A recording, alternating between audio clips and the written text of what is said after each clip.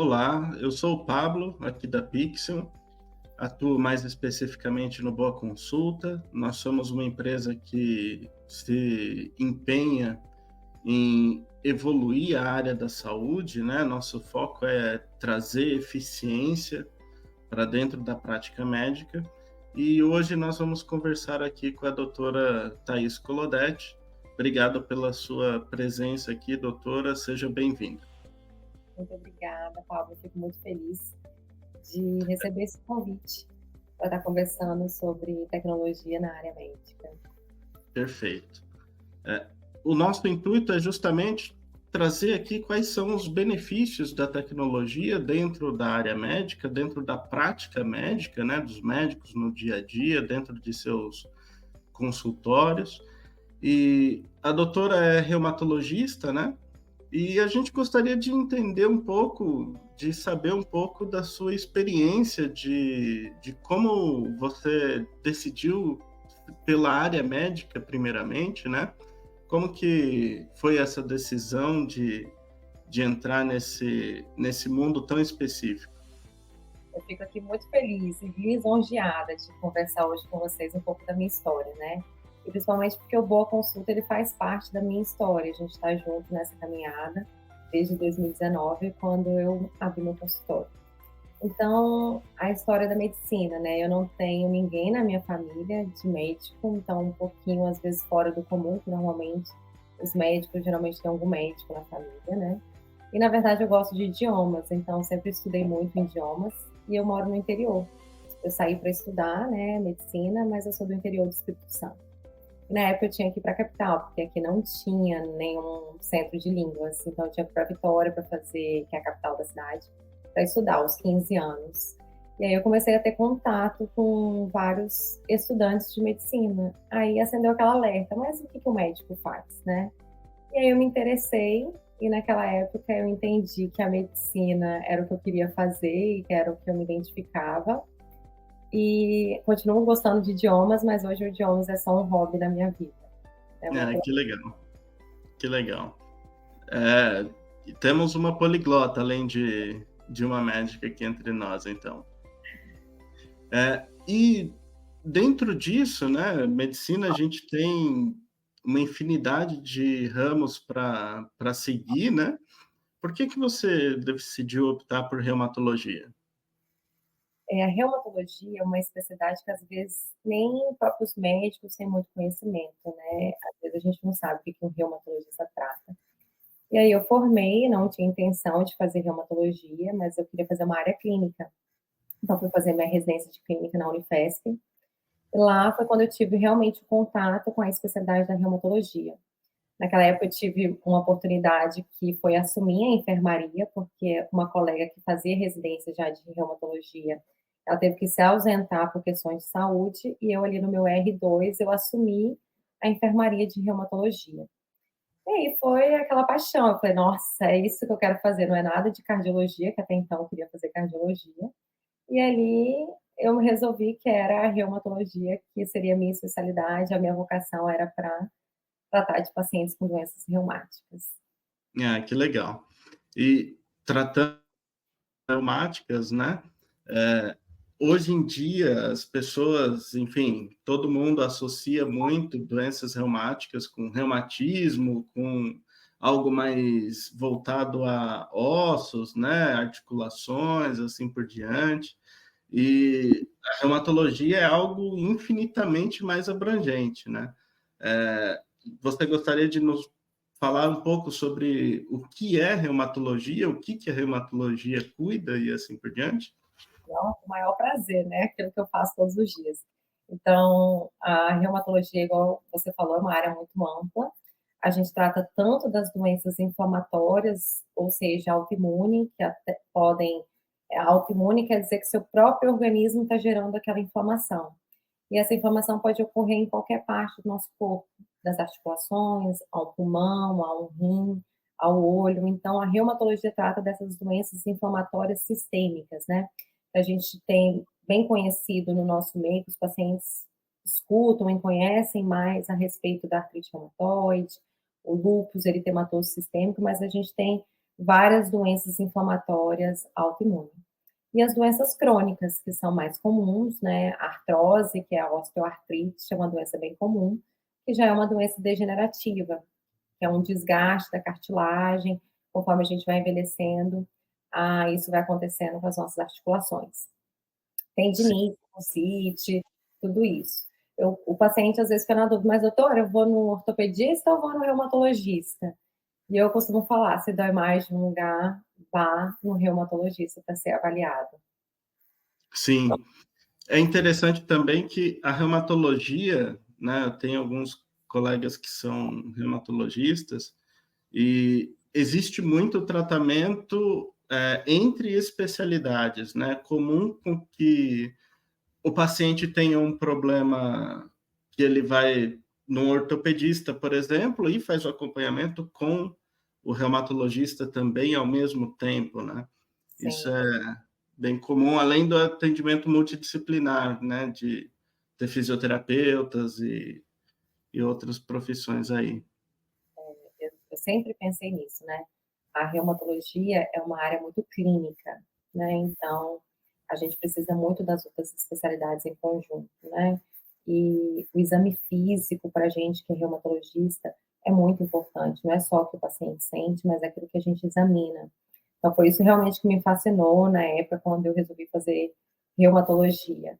Que hoje acaba que a medicina, a gente acaba mudando um pouco, saindo da anamnese, da conversa com o paciente, examinar, indo muito para exame complementar, né? Ressonância, radiografia, exames de sangue, etc.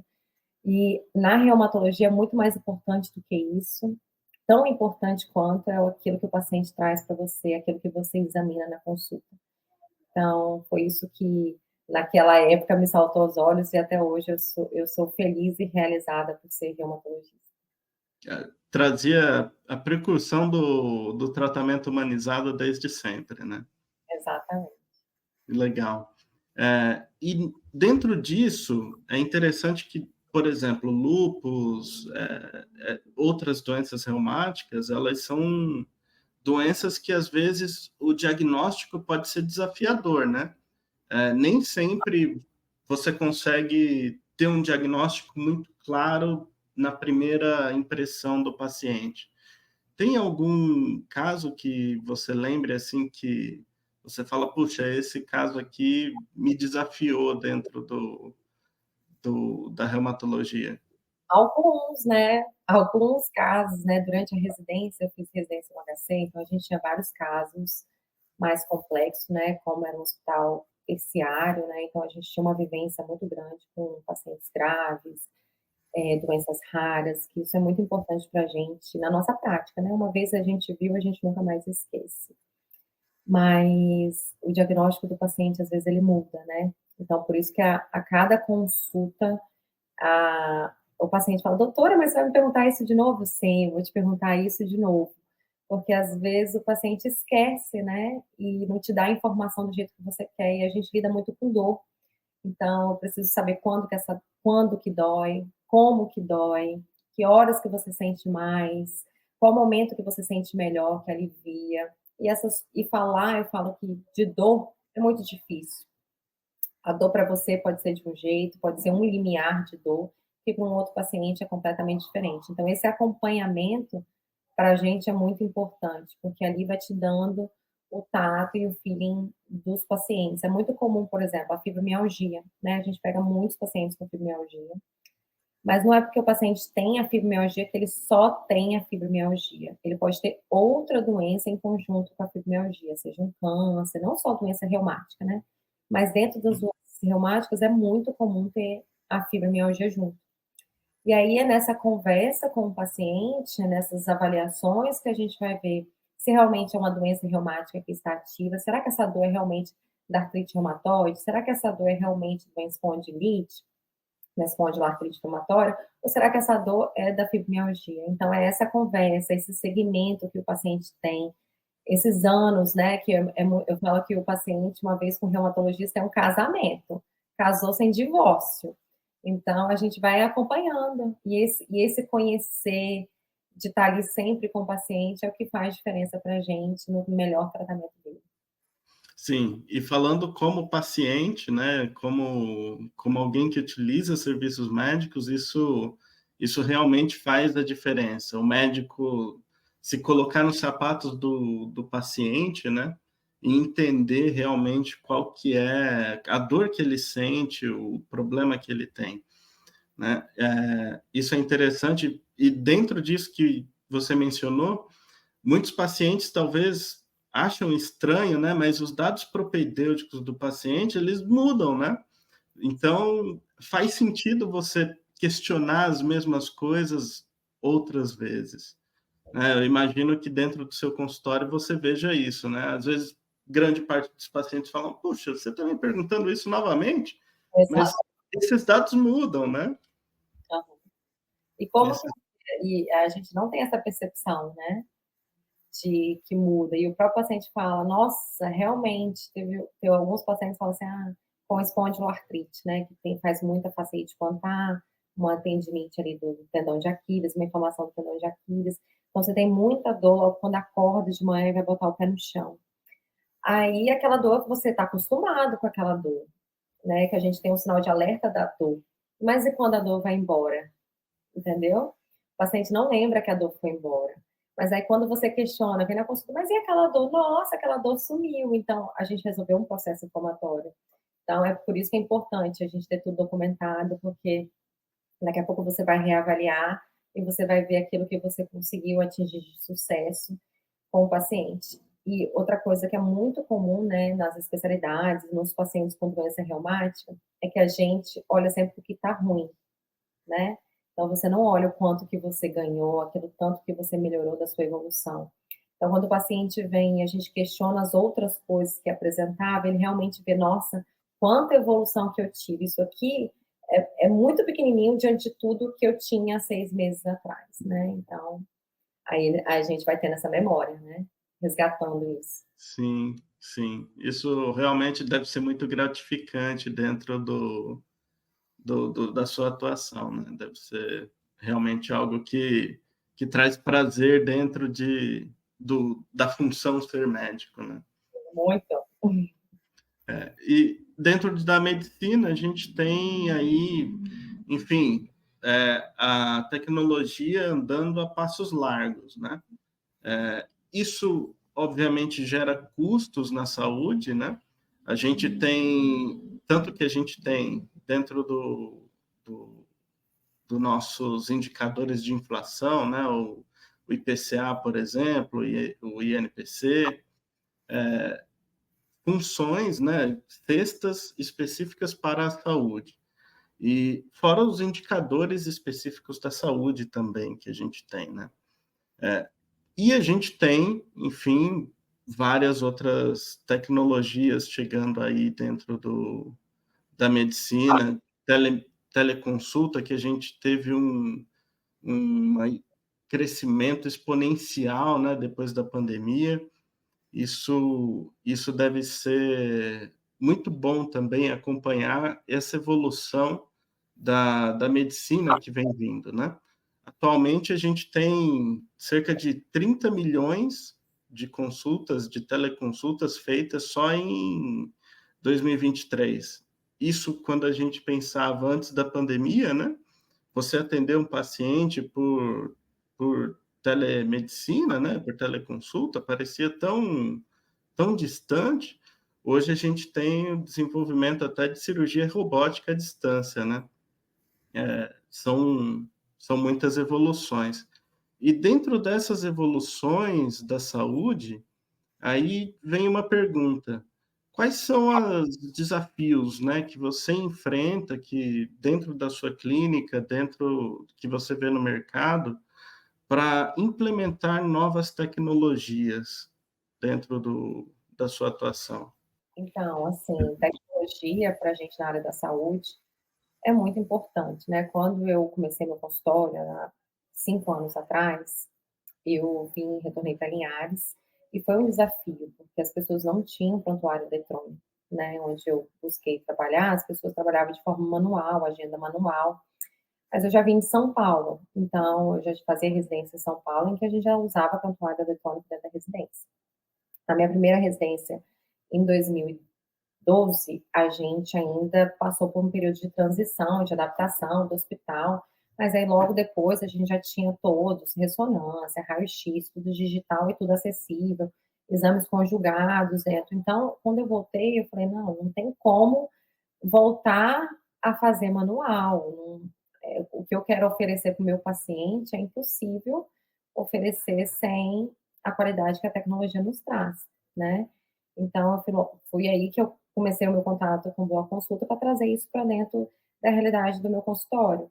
Então, o desafio maior é porque, às vezes, o médico ele não quer mudar, né? Quando você coloca uma coisa nova, isso gera treinamento, né? Então, a gente tem que treinar. Então, a gente tem um pouco de resistência, principalmente para quem é um pouco mais velho. E hoje, até hoje, aqui na minha cidade, tem muitos profissionais que não utilizam prontuário eletrônico, que não têm sistema de gestão. E porque a resistência, às vezes, do ser humano de mudar. Aquele tempinho que você gasta que vai te adiantar muitas horas no seu dia, né? Então, aqui, quando eu vim para a clínica, hoje aqui na clínica, todo mundo, a gente utiliza o mesmo sistema exatamente para isso, porque as coisas dentro da clínica ficaram bem padronizadas. Então, quando um profissional vem aqui para a clínica para trabalhar, a gente já tem todas as nossas metodologias de trabalho, de atendimento, de consulta, e uma delas é a parte de prontuário eletrônico, de sistema de gestão. Então, a gente conversa, a gente ensina, a gente treina, até porque o sistema Boa Consulta, ele nos facilita isso, né? Então, a gente consegue fazer esse treinamento com os profissionais. Então, a gente tem que ir quebrando essas barreiras do que a pessoa tem de dificuldade, entendendo tudo que ela vai ter de melhoria no atendimento do paciente. Que o nosso objetivo não é só nós, médicos, mas é que o paciente saia mais satisfeito disso tudo. Com certeza, com certeza. E uma das coisas, né, que a gente avaliou, enfim, o Boa Consulta foi fundado em 2012, né, junto aí com a sua formação, né? Você foi, a residência foi em 2012, né? Primeira foi. Isso, 2012. Boa Consulta foi formado em 2012. E uma das características do mercado que nós notávamos, principalmente naquela época, é que o médico, o mercado em si é basicamente um mercado offline. Ele não está tão na internet, né? Existem muitos serviços online, mas o atendimento médico em si, poucos médicos usavam um sistema de gestão dentro do seu próprio consultório, né?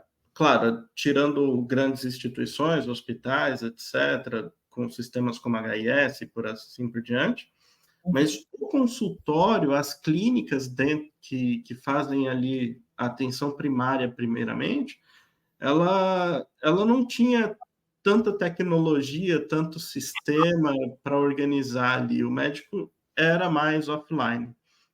Isso vem mudando, né, com o tempo, mas a gente, como a doutora mesmo mencionou, os seus colegas, existem muitos colegas que ainda utilizam lá uma agenda de papel, ainda enumeram um prontuário e fazem o prontuário manualmente, coloca dentro do envelope, tem um espaço ali, um armário gigantesco só para armazenar os seus prontuários, né? Para quem não sabe, o médico ele é obrigado a guardar esse prontuário por 20 anos, né? 20 anos a contar do último atendimento. Então, se você atendeu um paciente hoje, você só pode descartar esse prontuário daqui 20 anos se esse paciente não voltar nesse período. Se em 19 anos e 11 meses ele voltou numa consulta, você tem que armazenar por mais 20 anos, né? Sem descartar. Então, muitos dos colegas ainda fazem isso, né? Dos seus colegas ainda fazem isso. E eu acho que muito, talvez a doutora possa comentar também sobre isso, mas muito da formação do médico é muito focada em biologia, né? No ser humano em si. pouco se fala sobre administração de é diferente de uma formação, por exemplo, de outras profissões, onde você tem disciplinas sobre administração, sobre outras coisas que complementam ali aquele combo, né, de matérias. O médico ele é muito focado na biologia do ser humano em si, correto? Sim. Isso é um grande desafio, eu acho que ao longo do tempo o curso de medicina deve dar uma estruturada em relação a isso, né? Porque a gente, como médico, a gente é um empreendedor sem saber, né? Então, a gente se forma e você é autônomo. E aí, prazer, bem-vindo ao mundo que a gente não sabe nada disso, que a gente só sabe cuidar de pessoas. Então, isso é bem desafiador para a gente quando termina a faculdade. Mas quando a gente termina a faculdade, a gente está preocupado em se especializar. A grande maioria vai fazer uma residência, vai escolher uma especialidade. E aí você se especializa, escolhe um lugar muito bom, estuda bastante, passa nessa prova, termina a sua residência, aí você cai no mercado de trabalho, que a gente também não sabe nada sobre ele, né? Sobre como abrir um consultório, o que eu preciso para abrir um consultório, como que é o valor de uma consulta, quais são os processos para atendimento, tudo isso. Então, isso é muito desafiador, né, para o médico, porque a gente realmente não tem essa informação. Então, isso a gente tem que buscar estudando, nos capacitando com outras informações e entendendo. E acho que em todas as áreas e na área médica, a gestão é muito importante. Não tem como a gente pensar em qualquer coisa para que tenha sucesso sem a gente, se não tiver uma boa administração desse negócio. Então, o médico é um negócio e ele precisa aprender a administração para ele conseguir ter uma boa gestão do seu negócio. E esse negócio envolve tempo, né? Então, às vezes, o médico está muito acostumado com o plantão. E a gente vai ali, faz as horas de plantão, vai embora, recebe aquele dinheiro, ou você vai para o consultório, você vai trabalhando, né? Aquelas horas ali de consultório, e vai receber aquele dinheiro. Mas e a sua gestão daquilo, né? De quanto que isso está entrando, quanto de despesa que você tem, quanto que realmente está saindo a sua hora trabalhada do médico, o que vale a pena mais. Então, eu estou há pouco tempo, óbvio, né? Eu terminei minha residência de reumato em 2018, mas eu até hoje eu recebo colegas conversando comigo, me procurando para ajuda nesse sentido, né? Para se inserir no mercado, como que é a parte de gestão, o que estudar, o que procurar, porque é uma informação, é um campo que é obscuro para a gente que é médico, né? A nossa vocação é para cuidar de pessoas, então tudo que a gente estuda é sobre diagnóstico, é tratamento, é raciocínio clínico, e essa parte que é tão importante acaba ficando de lado e acaba prejudicando muito excelentes médicos, né? Sim. A sua primeira residência foi clínica médica? Isso, clinicamente. Ah, que legal. Para também, talvez nem todo mundo saiba, né? Mas clínica médica, a gente pensa, né? Ah, o clínico geral, né? É o médico que terminou a faculdade de medicina e não tem nenhuma especialidade. Pelo contrário, a clínica médica é uma especialização tanto quanto um médico cirurgião, né? Estuda-se tanto, inclusive a mesma quantidade de tempo, né, para se ser um médico clínico. Então, é, a doutora tem duas especializações, clínica médica e reumatologia. A gente forma como médico, aí médico generalista. Quando você escolhe fazer clínica médica, você escolhe uma área clínica. E dentro dessa residência de 2 anos de clínica médica, você vai estudar todas as áreas clínicas para você se identificar com qual área clínica, se você quiser fazer alguma subespecialidade ainda, né? Mas aí você vai ter reumatologia, cardiologia, nefrologia, neurologia, tudo que é gastro, todas as partes clínicas a gente passa. Igual um cirurgião. A gente forma médico generalista. Eu posso fazer uma residência só de cirurgia geral, ou depois eu posso fazer uma subespecialidade dentro da cirurgia. Eu posso ser só um gastro, um cirurgião gástrico, né? Um proctologista, tá? Então, um cirurgião torácico, um cirurgião de cabeça e pescoço, um vascular, um angiologista. Então, dentro da cirurgia geral, depois ele faz uma outra residência de outra especialidade também.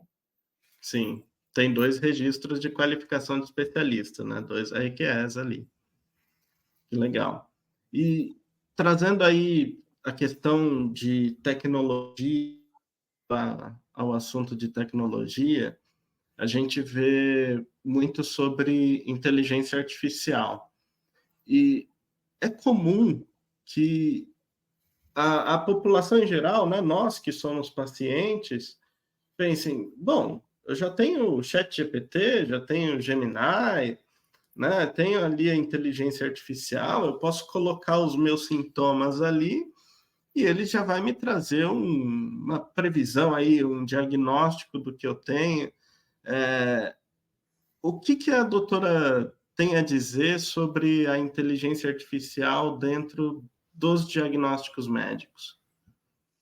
Eu acho que a gente está num processo, né, de evolução. Então, acho que vai nos ajudar muito a inteligência artificial no diagnóstico, principalmente em casos difíceis, né? Existem alguns casos que a gente meio que já usa a inteligência artificial quando a gente começa a discutir com vários colegas a respeito daquele mesmo caso. Então, são várias cabeças pensando num diagnóstico. Então, a inteligência artificial vai juntar isso dentro de um processo para te ajudar a chegar num diagnóstico e minimizar os nossos erros, né?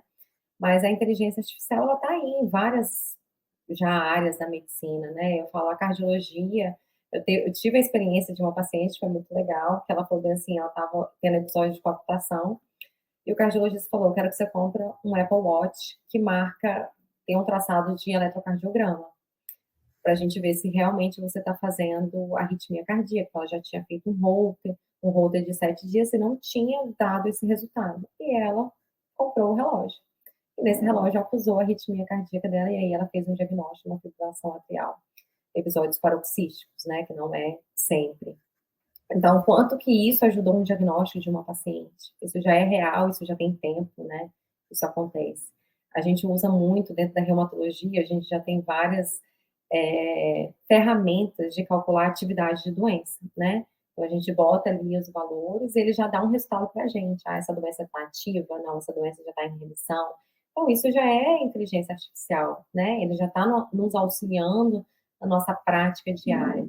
E o que eu entendo como reumatologista, como médica, é que a gente nunca pode excluir o nosso raciocínio, né? O nosso raciocínio como ser humano, de pensar, porque é a gente que está em contato com o paciente, a gente que está filtrando aquelas informações, porque o paciente ele não entende se a dor daquela junta é uma dor inflamatória. Então, para um paciente colocar o sintoma, ele vai colocar o que ele acha, né? Mas nós, como médicos, que temos a capacidade de saber exatamente o que ele está sentindo, a gente vai filtrar essas informações e vai colocar essas informações de formas mais exatas, que aí a tecnologia vai auxiliar a gente no diagnóstico mais correto, seja na parte de medicação, a gente já tem muito, né? A gente já utiliza aplicativo para avaliar a interação medicamentosa. Às vezes o paciente chega, ele é da reumatologia, ele é da oncologia, ele é da cardiologia e está tomando vários remédios. E o que tudo isso está fazendo para o paciente? Isso causa algum mal? Então a gente utiliza no nosso dia a dia, porque não tem como a gente querer dar conta das inovações de todas as especialidades. Eu sei, eu estou atualizada dentro da reumatologia, mas e ali na cardiologia? Se surge um remédio novo, que eu não estou com tanto conhecimento a respeito daqueles efeitos colaterais, a gente acaba utilizando de uma certa inteligência artificial no nosso dia a dia. E o nosso objetivo principal é o quê? Que o paciente saia melhor disso tudo, né? Que nossa conduta ela seja mais assertiva com esse paciente, que eu evite que ele saia do meu consultório uma medicação que vai fazer algum malefício para ele dentro daquilo que ele já utiliza, do arsenal de medicamentos que ele utiliza. Então, eu acho que está aí, a gente tem que realmente começar a conhecer e utilizar de forma benéfica, né, para o paciente. Sim. Aqui na Pixel, a gente tem o nosso PACS, né, que é o serviço de radiologia, que armazena imagens radiológicas, ele faz análises por inteligência artificial de tomografias, mamografias, raio-x para idade óssea, enfim, tem ali uma gama de soluções com inteligência artificial que ajudam o médico radiologista ali no seu laudo.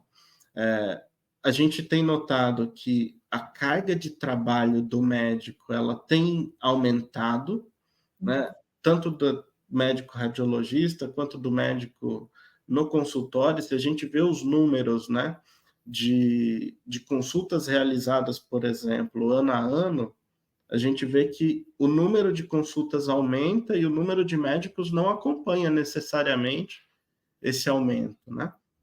Então, a carga de trabalho dos médicos vem aumentando. A inteligência artificial está aí para ajudar. Mas uma coisa que eu sempre tenho em mente é que a inteligência artificial, a tecnologia, ela está aí como uma ferramenta, né? Ela é uma ferramenta, mas precisa de alguém que saiba operá-la. Não adianta um paciente pegar uma imagem de uma mamografia, colocar na nossa inteligência artificial e tentar descobrir o que é determinada lesão, né? Isso não acontece. A gente saber o que a gente está buscando, né? As informações, colocar ali os dados corretos, assim, isso vai nos auxiliar. Por isso que eu acho que é muito difícil para o paciente, né? Porque ele não entende dos sintomas, dos sinais, é tudo muito subjetivo para um paciente, né? É claro que tem algumas coisas que vão nos ajudar, sim, mas quem vai saber o que é aquilo dali, o que ele está sentindo, é o médico, né? Então, acho que está. Exatamente. Eu imagino que dentro da sua prática clínica, né, outros médicos também, colegas meus, sempre falam, o médico ele precisa saber o que ele está procurando, né? Se você pedir um exame de imagem para avaliar alguma doença, você precisa saber o que você espera desse exame, né? Não adianta você simplesmente pedir um exame que você não tem base, não sabe exatamente que tipo de informação você espera receber. Isso não adianta no diagnóstico, né?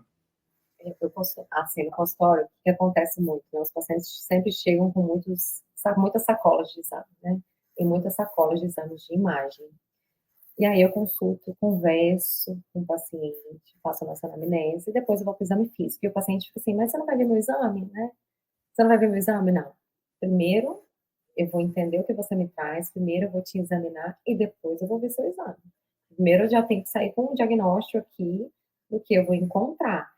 Porque dentro da reumato é muito comum os pacientes, não, doutora, eu tô cheio de hernia de disco, cheio de bico papagaio, meu problema é esse. Não é bem assim. Algumas alterações a gente sabe que fazem parte, que não vão fazer nenhum mal para o paciente, que não vai causar uma dor, que a dor não é desse problema, né?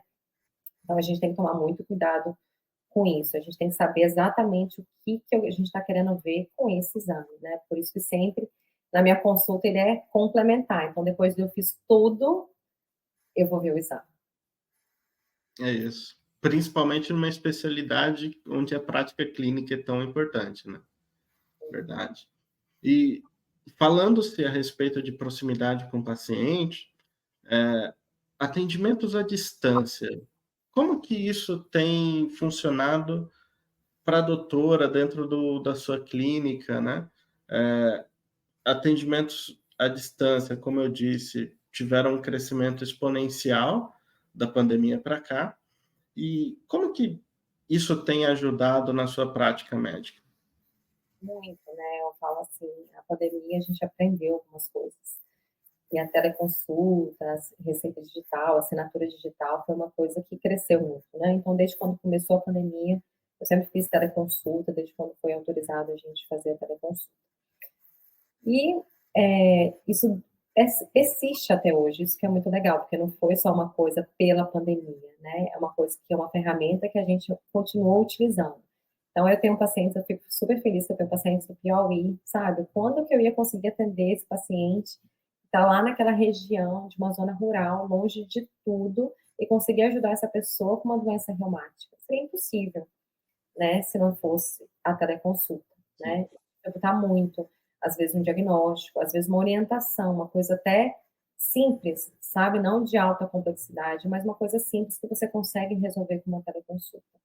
Então, é uma ferramenta que mesmo nós, reumatologistas, que utilizamos muito o exame clínico, ela consegue nos auxiliar eu consigo o paciente falar assim, bota sua mãozinha aqui na frente, deixa eu ver as articulações, vira, faz o movimento, a gente consegue fazer tudo isso para teleconsulta, né?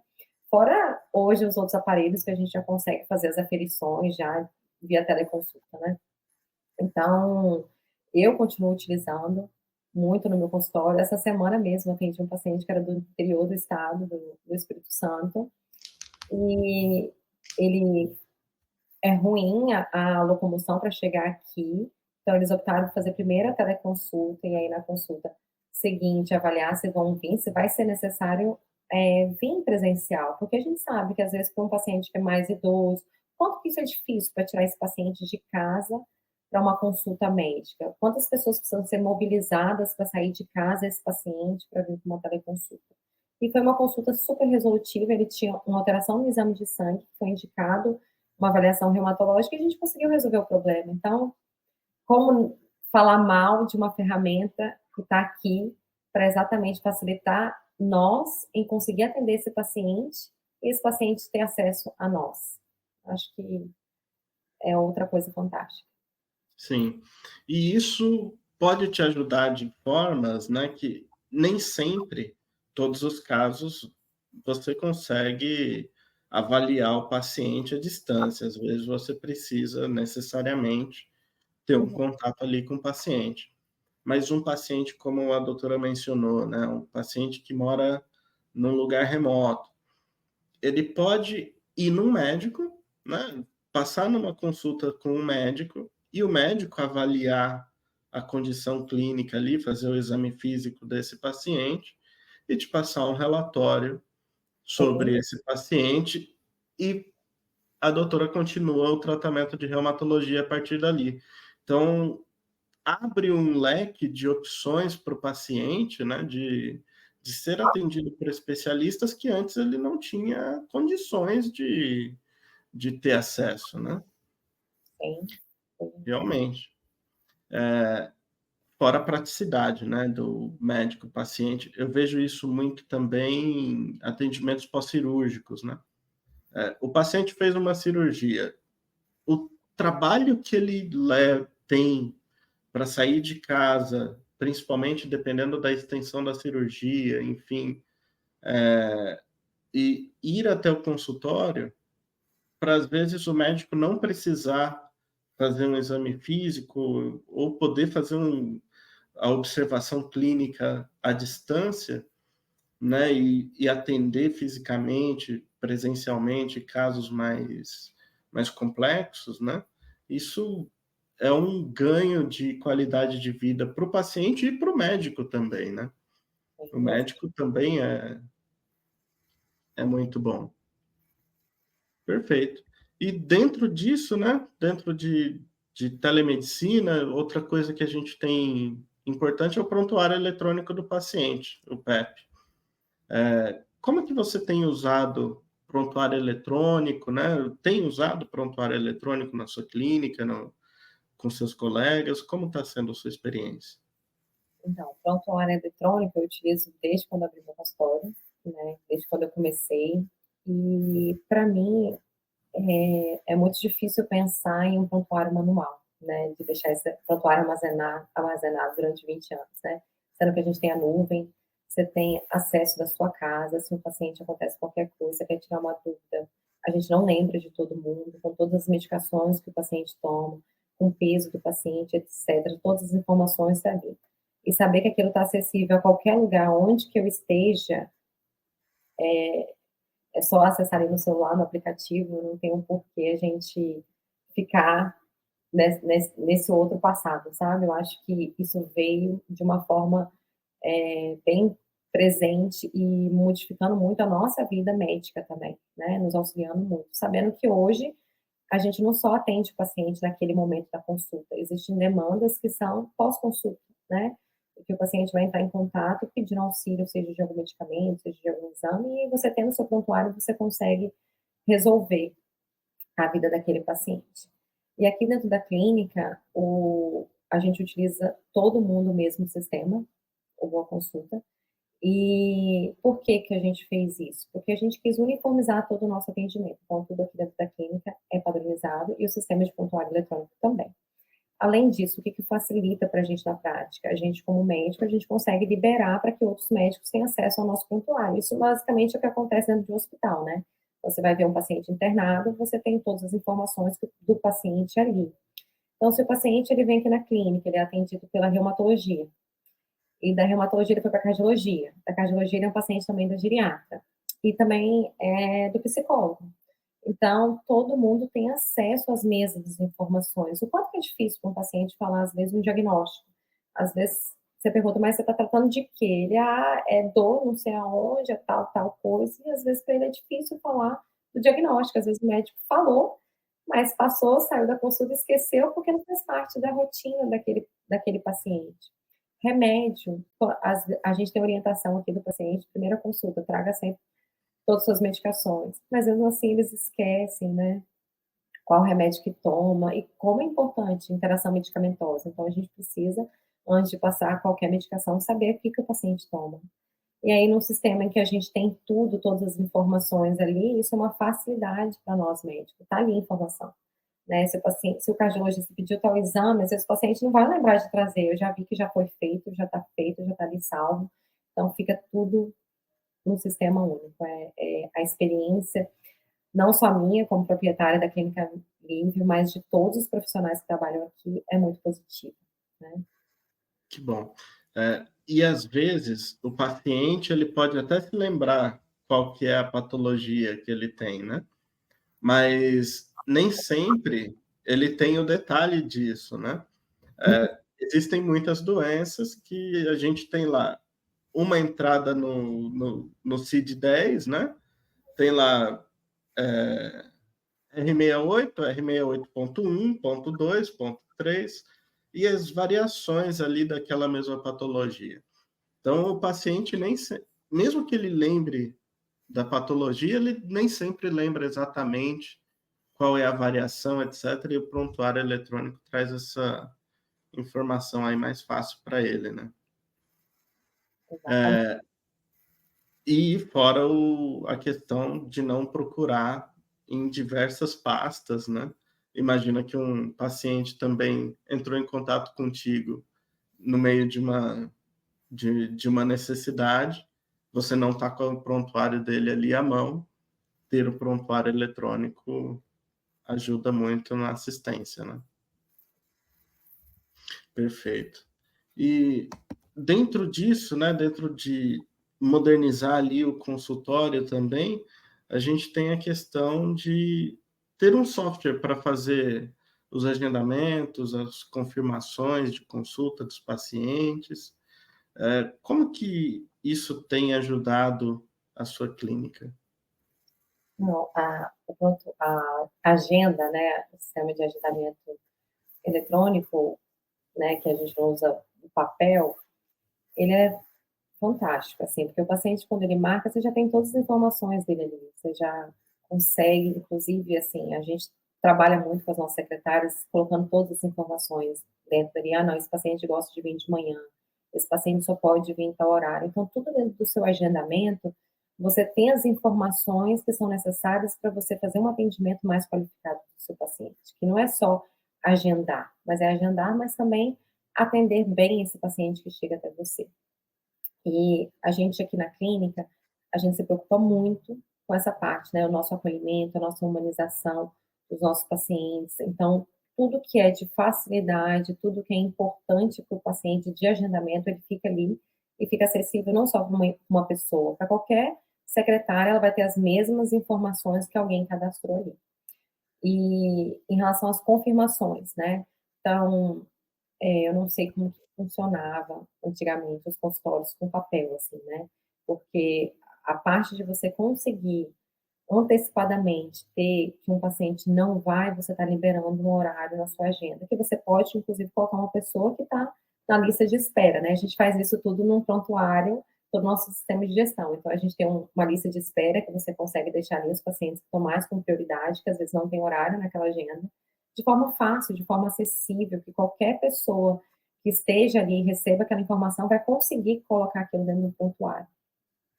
E quando a gente pensa em gestão de tempo de consultório, imagina que você tem um colega, né, ou vamos colocar assim, aí um paciente de 3 horas da tarde desmarcou, mas aí eu vou atender o paciente de 1, de 2, de 4, de 5. Então, se eu tenho isso de forma antecipada, eu consigo gerir melhor o meu horário. Todo mundo tem uma vida hoje muito corrida, né? Então, eu consigo, de forma antecipada, tentar reorganizar a minha agenda, tentar colocar um outro paciente nesse horário. Agora, se eu recebo essa negativa naquela hora que estava marcado, né, fica muito difícil você conseguir reajustar a sua agenda. E a gente, hoje a vida é muito dinâmica, né? Todo mundo tem muitas obrigações.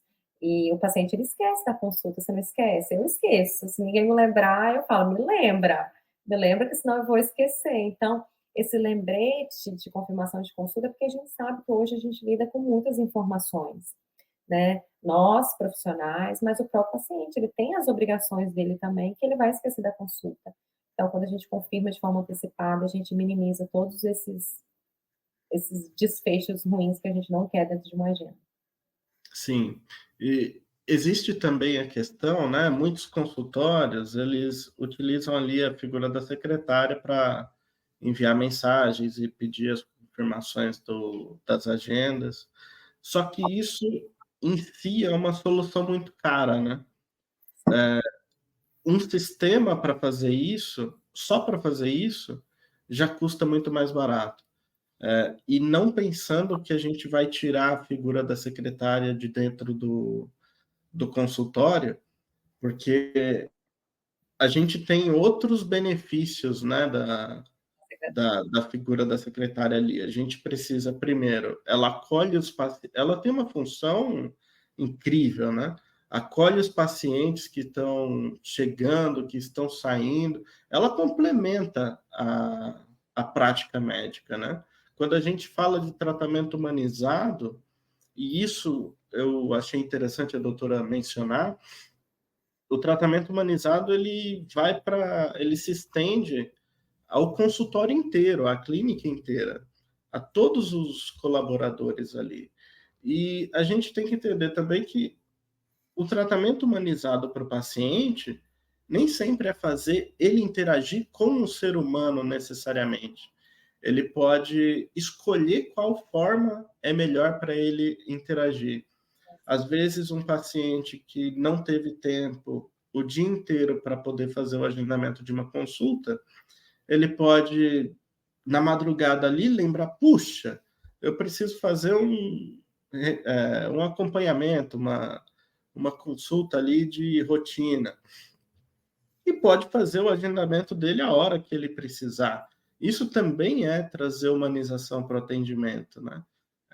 É trazer esse acolhimento também por um meio tecnológico. E falando-se da secretária, né, além de todas essas funções, muitas delas ainda fazem faturamento, recurso de glosa. Muitos não sabem, mas o médico, depois de ter atendido o paciente ali pelo plano de saúde, você assinou a sua guia de consulta, existe um trabalho muito grande até que esse dinheiro entre para dentro do consultório, né? E muitas vezes não entra, é glosado, e aí a secretária muitas vezes vai trabalhar para fazer o recurso de glosa, existe uma discussão cooperadora, você fez uma consulta hoje, pode se levar mais de meses para essa consulta ser paga, né? São dificuldades que todo médico enfrenta, né? E, enfim, quais benefícios você tem notado aí na prática, né? O que tem trazido de melhoria para o seu dia a dia, ter modernizado e colocar mais tecnologia dentro do consultório? Eu comecei há 5 anos atrás, né? Eu terminei minha residência em 2018 em São Paulo, mas eu vim para Linhares em 2019. Então, a tecnologia sempre foi uma aliada, né? Para a gente, principalmente quando eu retornei. Então, se as pessoas não te conhecem, como que elas vão saber que precisam te procurar, né? Então, como que a pessoa vai saber o que que um reumatologista trata se você não informar que aquela dor para ele, ele precisa procurar um reumatologista?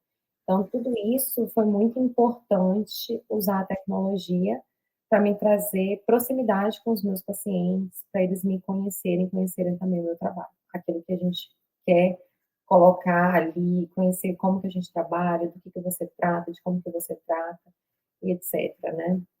Então, em 4 anos, né, em 1 ano e meio que eu estava abri meu consultório, eu trabalhava num coworking, né, então eu dividi uma sala, e aí, em 1 ano e meio eu fui convidada para se eu tinha interesse em reformar uma sala e ter uma sala própria, né, que ele estava fazendo uma expansão dessa clínica. E aí, em 1 ano e meio eu já assumi uma sala só para mim, eu já tinha minha própria secretária, e aí, com 3 anos, eu falei: "Eu acho que aqui ainda está pequeno, porque eu ainda quero fazer mais coisas, eu preciso implantar todas as ideias que eu tenho". Como a clínica não era minha, eu não conseguia colocar tudo na prática que eu achava necessário, né. Desde o atendimento do paciente, desde o primeiro contato que o paciente tem com a secretária, com o WhatsApp, seja qual forma de comunicação que tem, até o final da nossa consulta e a nossa pós-consulta, que também é muito importante. Então, eu tinha todas as estratégias e foi aí que surgiu, com 4 anos, a ideia de abrir a clínica Live. A gente já está com eu já estou com 5 anos, né, mas a clínica já tem 1 ano de funcionamento, né, em março. Então, sem a tecnologia, não tem como pensar que isso seria possível, porque quando a gente vai para conversar com os outros colegas, né, e todo mundo, quando eu saí da residência, a gente foi conversar, não, é em média de 5 anos para você ter um consultório, assim, ok, que os pacientes vão te conhecer, que você vai conseguir fidelizar seu cliente, mas em 4 anos a gente já teve uma clínica, né, então é um passo muito grande que a gente consegue fazer, quando a gente consegue juntar todas as ferramentas e entregar aquilo que a gente tem para entregar para o nosso paciente. Eu falo que não adianta ter só o conhecimento, né? Hoje a gente, todo mundo, nós nos capacitamos para entregar o melhor ao nosso paciente, mas a gente precisa entregar um pouquinho mais, ele precisa conhecer um pouco mais de você, do seu trabalho, e para que você consiga fidelizar o seu cliente. Sim, perfeito. E dentro disso, quais são as ferramentas que você considera indispensáveis, né? Como você escolhe uma tecnologia para aplicar dentro do seu consultório e quais ferramentas você considera que são indispensáveis para hoje em dia? O paciente, eu falo que ele tem que ter fácil acesso, né? Então, a gente precisa facilitar os nossos meios de comunicação. Então, aqui dentro da clínica, a gente trabalha, assim, com ferramentas de WhatsApp, mas no caso, a gente tem umas plataformas fora, né, para que a gente consiga manter o tratamento humanizado, mas é claro que a gente utiliza exatamente a inteligência artificial para nos ajudar em ter melhor resultado e mais velocidade em dar resposta para o paciente. Eu falo, não adianta o paciente só chegar e querer marcar consulta e amanhã você dá o retorno. Amanhã ele já procurou outra pessoa, ele já resolveu aquela demanda que ele tem. Então a gente precisa ser ágil naquilo que a gente faz, né? Então eu preciso ser acessível no paciente. Então a primeira coisa, se você está pensando em abrir um consultório, você tem que pensar em alguma forma que se torne acessível esse paciente, com WhatsApp Business, com alguma plataforma que vai te auxiliar que esse paciente chega para você. Não consigo imaginar se há 5 anos atrás eu já trabalhava com boa consulta, não consigo imaginar trabalhar sem um sistema que te auxilie, né, porque a gente tem muitas demandas. Então, eu preciso que as informações cheguem para mim no momento da minha consulta filtradas. Então, eu tenho tudo ali bonitinho, o nome do paciente, eu tenho a data de nascimento, eu tenho de onde que o paciente veio, eu tenho o nome da mãe, eu tenho todas as informações que vão me trazer meu atendimento mais humanizado dentro da consulta, aquilo que é importante. Quando eu vou fazer uma receita, eu não preciso ficar ali gastando tempo fazendo várias receitas, né? Não é salvar modelo, porque eu acho que não existe modelo para ninguém, mas tem um modelo do seu paciente. Então, você consegue ter aquilo ali na sua mão, o que você faz para ele. E qual que é o objetivo, eu falo disso tudo? É que você consiga dedicar tempo para o que realmente precisa, porque eu acho que hoje as pessoas estão deixando de dedicar o tempo à consulta, à conversa com o paciente, a conhecer quem é seu paciente, aquilo que ele traz para você, para gastar muito tempo nos processos, né? Então, a tecnologia, o prontuário eletrônico, o sistema de prescrição eletrônica, ele traz para a gente uma economia de tempo, para eu gastar tempo onde que realmente precisa. Perfeito. E, Por favor. só concluindo, e um sistema que te dê informações de gestão, né? Então, se você não sabe exatamente como você está trabalhando, quanto que você está faturando, quanto que você está gastando, como é seu estoque, né? Porque a gente acha que não, mas um consultório tem muitos gastos, né? E a gente não aprende isso, o médico não sabe isso. Então, se você paga alguma coisa fora do prazo, então um sistema que vai te gerar alertas, né? Que você está com contas a vencer, então que você vai evitar que você pague juros, que tem sinalização de estoque, você consegue entrar ali, ver que o estoque está sinalizado, eu preciso comprar. Porque se eu compro tudo do dia para a noite, eu vou pagar mais caro, eu não consigo comprar, às vezes, correr atrás de um fornecedor que vai, às vezes eu vou ter um prazo maior para entrega, mas eu vou pegar com um preço menor. Então, tudo isso é muito importante. Quando você vai gerir um consultório, gerir uma clínica, tudo isso tem que estar na sua mão, de fácil acesso, né? Perfeito.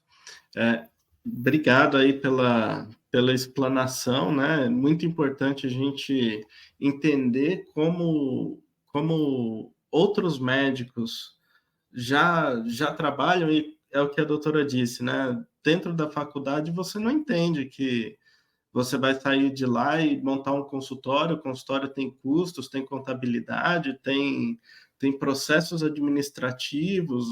O médico, ele é um empreendedor desde o primeiro dia, né? E como que você tem uma clínica e trazer um médico para dentro da sua clínica?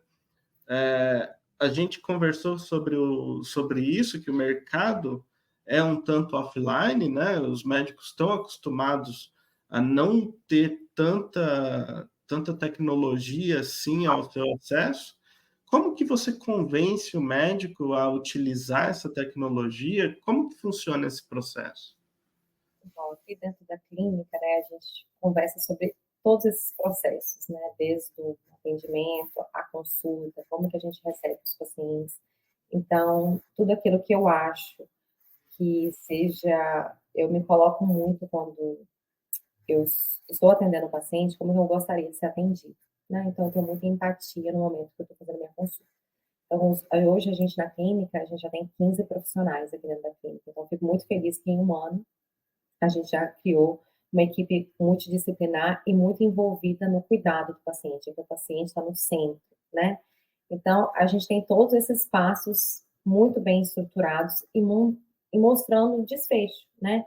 Qual que é o desfecho? É qualidade de vida do nosso paciente, é resultado no nosso paciente, que é isso que eu preciso entregar. Quando eu estou mostrando para o meu colega que vai entrar para trabalhar aqui dentro da clínica, eu tenho que mostrar para ele qual o resultado.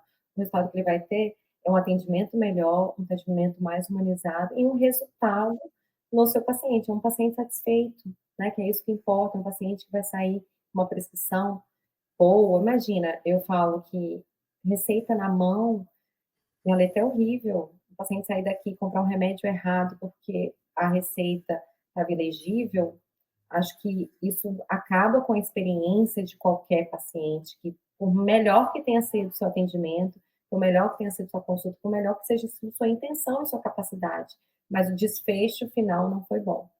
Então, isso foi um processo de 4 anos, né, para a gente estruturar tudo isso, e eu fiquei muito feliz desse ano criar a mentoria para os meus colegas, né? E tudo começou com a abertura da clínica, me envolvendo em ajudar os outros colegas e vendo a dificuldade, né?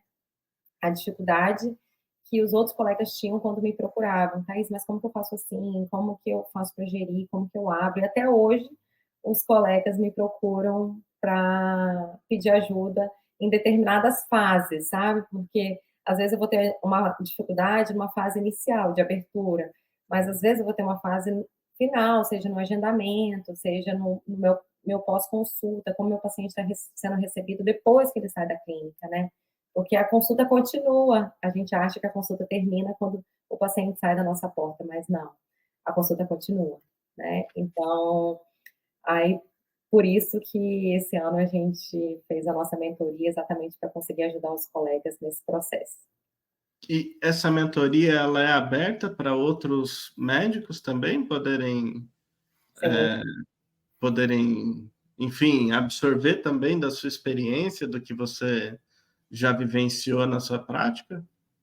sim, aberta sim. A gente está agora divulgando mais, né, que a gente fazia mais a nossa mentoria aqui, com os profissionais aqui da clínica, mas isso que eu te falei, a demanda foi tão grande, assim, e aí, às vezes a gente não vê que o outro colega tem muita dificuldade, né, porque a minha família não tinha médicos, mas minha família era de comerciantes. Então, existia uma facilidade no lado empreendedor, porque eu tinha um berço de pessoas de comércio, né?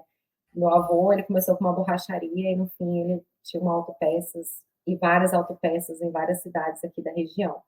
Então, existia um sangue um pouquinho mais em empreendedor, que a gente foi aliando a medicina com o empreendedorismo e conseguir ter sucesso aliando as duas coisas, né? Então, o meu caminho hoje, além de cuidar dos meus pacientes, óbvio, é também conseguir ajudar os colegas a abrir um pouquinho a cabeça do quanto que é importante aprender sobre empreendedorismo.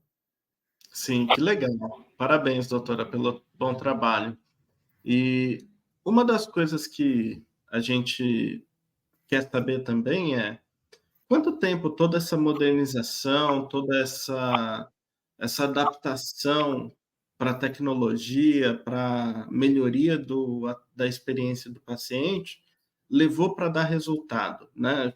Você, você levou quanto tempo para colher os frutos disso? Você me fala de clínica ou de atendimento? O que que você... A sua experiência, por exemplo, modernizando, né, trazendo tecnologia para o consultório, implantando prontuário, agendamento online, etc. E também, se puder compartilhar conosco, quanto tempo levou para você colher frutos desse trabalho mais de humanização do atendimento, de cuidar do paciente, enfim, que você transmite na sua mentoria. Foi muito rápido, né? Assim, foi o que eu falei. Eu tinha uma expectativa de que fossem 5 anos um consultório, em 4 a gente acabou abrindo uma clínica. Então, só eu, Thaís, né, eu, doutora Thaís, como reumatologista, em 1 ano eu já tinha uma agenda muito cheia, que me fez abandonar plantões, que mudou a minha forma de até gerir o meu tempo em termos de qualidade de vida, né? Às vezes a gente, como médico, a gente é acostumado a abrir mão da nossa vida em prol do paciente. Então, para a gente não é sacrifício passar um Natal no hospital, passar um Ano Novo no hospital. Meu esposo não é médico, né? E no começo ele achava, gente, mas Natal, você não tá de folga? Eu falei, não, Natal, eu tô no As hospital. pessoas adoecem, né? Também. É assim, o hospital não tem folga, né? E a gente fazia Sim, escola na época da residência, então assim, ou você ia folgar Natal, ou você ia folgar o Ano Novo. Natal e Ano Novo era algo assim, impossível. E aí você vem com essa mentalidade durante muito tempo. Aí daqui a pouco você fala, nossa, eu consigo estar com a minha família, que eu acho que a gente busca atender bem o nosso paciente, em primeiro lugar, ser feliz na sua profissão, porque quando você é feliz naquilo que você faz, você consegue entregar aquilo que você tem de melhor para essa pessoa, ou seja, se eu atendo meu paciente bem, se eu estou feliz aqui sentado, entregando para ele aquilo que ele precisa, ele vai ter mais resultado. E eu vou estar feliz. E dentro da minha casa vai também estar feliz, que eu vou ter mais tempo com a minha família. Então, é um equilíbrio, né? Então, em 1 ano de retorno para Linhares, eu já comecei a fazer essa transição, né? Do meu consultório, ficar só no consultório, trabalhar só na minha sala, até que em 3 anos a gente já estava abrindo a clínica e gerindo uma clínica. Então, foi muito rápido. perfeito. Poxa, então foi realmente rápido. E a doutora mencionou várias vezes, né, que o nosso software, o Boa Consulta, né, ele ajuda no seu dia a dia. E como, no geral, como tem sido sua experiência com a nossa ferramenta de gestão de consultório, né, o Boa Consulta? ótima, né? Se eu estou junta desde 2019 é porque ele me atende super bem, né? Então, primeiro, ele é fácil, né? Porque a gente não adianta ter uma ferramenta excelente, mas que ela seja difícil para ser utilizada na prática. Então, é uma ferramenta acessível. Eu lembro quando eu abri a clínica, eu tive a primeira secretária, eu falei, olha só, treinando, né? Porque eu faço treinamento com elas de como que eu gosto que fica os agendamentos, como que fica exatamente todo esse processo. A gente precisa gastar um tempinho ensinando elas o que elas precisam botar ali de informação que vai ser útil para o seu atendimento. E aí a secretária me falou com 2 dias, mas doutor, isso aqui é intuitivo, sabe? Assim, então, você precisa de um sistema que ele te facilite. Então, a sua secretária também precisa se sentir confortável com aquilo, com a ferramenta que ela está utilizando. Posso ter uma ferramenta maravilhosa que me entrega N resultados, mas se ela for difícil, você não vai conseguir atingir aquilo que você precisa. Então, a primeira coisa que eu acho do Book Consulta é uma ferramenta fácil de você colocar os dados, de você conseguir agendar o sistema de prontuário eletrônico, você consegue padronizar. Então, cada profissional que vem da clínica, ele tem um sistema, ele padroniza a consulta do jeito que ele quer. Ah, vamos colocar aqui, tem a ginecologista, ela precisa saber, por exemplo, a data da última menstruação, exatamente, gestação, ela consegue deixar isso pronto para ela, para quando ela fizer a consulta, já está aí a informação. Então, a gente consegue, além de ter as facilidades, a gente consegue personalizar para atender qual é o perfil de profissional que você está atendendo. A gente tem um sistema de confirmação, então ele é muito importante que o paciente, quando ele já cancela, ele já confirma, ele já fica ali com um asteriscozinho de confirmado na consulta, então você já sabe que aquele paciente já confirmou a consulta, que, igual a gente conversou, é muito importante isso para a gestão de tempo, e isso tira um tempo da secretária. É claro que alguns pacientes, a gente sabe que a tecnologia, da mesma forma que é difícil para os médicos, os profissionais da saúde, para alguns pacientes existe uma resistência também, então a gente tem que ter uma ferramenta, não vai tirar a sua outra ferramenta, mas ela te poupa algum tempo da mão de obra da sua secretária para que ela possa se dedicar a outras ferramentas. E a gente tem um sistema que a gente consegue unificar a gestão, então você tem um sistema que você consegue ver exatamente ali quanto que você está fazendo, né, de receita, o quanto que você está tendo de despesa, você consegue padronizar suas despesas do consultório, então você consegue dividir o que é questão jurídica, o que é despesa de materiais, se é alguma coisa de informática, alguma coisa, algum curso. Então, você consegue ver e ter isso ao longo de um ano.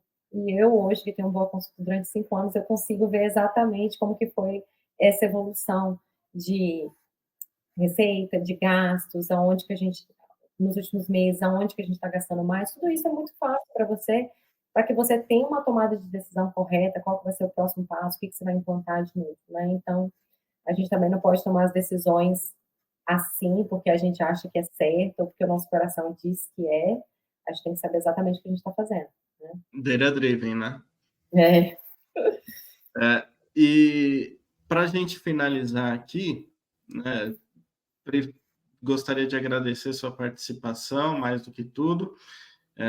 Eu gostaria de deixar uma pergunta: quais são as inovações tecnológicas que você vê para o futuro, né, dentro da prática médica, que tem aí um espaço para crescimento?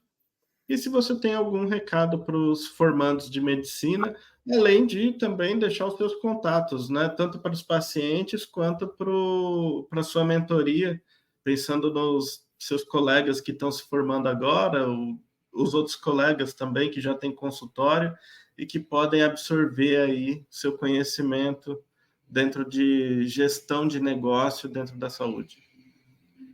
Eu acho que a primeira é da tecnologia, né? Eu acho que a tecnologia, a inteligência artificial, ela vai estar junto com a gente, né? Então, igual você falou comigo da radiologia, a gente já tem bem, assim, né?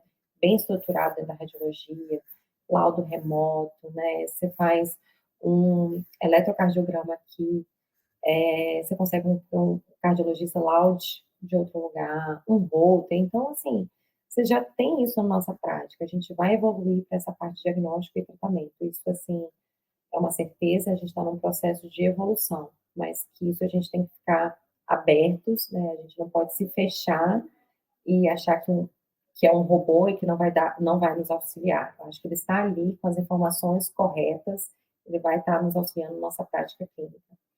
E para os nossos colegas, ou médicos recém-formados, ou especialistas que acabaram de sair da residência, a dica que eu dou é que aprenda sobre gestão, né? A gente sai com bastante informação sobre ser médico, sobre tratar, mas a gente precisa aprender todos os processos de uma consulta, não só ali de diagnóstico e tratar, dar um diagnóstico, dar um remédio, né? A gente precisa aprender esses processos para que você tenha sucesso, porque eu falo assim, não adianta você prescrever o melhor remédio para o seu paciente, se ele não entender a importância daquele remédio, ele não vai tomar. Ele vai sair daqui e não vai tomar e não vai fazer o que você fez. E vai falar que você não resolve o problema, entendeu? Então, é uma cadeia que ela precisa ser bem organizada e estruturada, do início ao fim, né? Então, aprenda sobre gestão, aprenda sobre processos de consulta, de como resolver um problema de um paciente.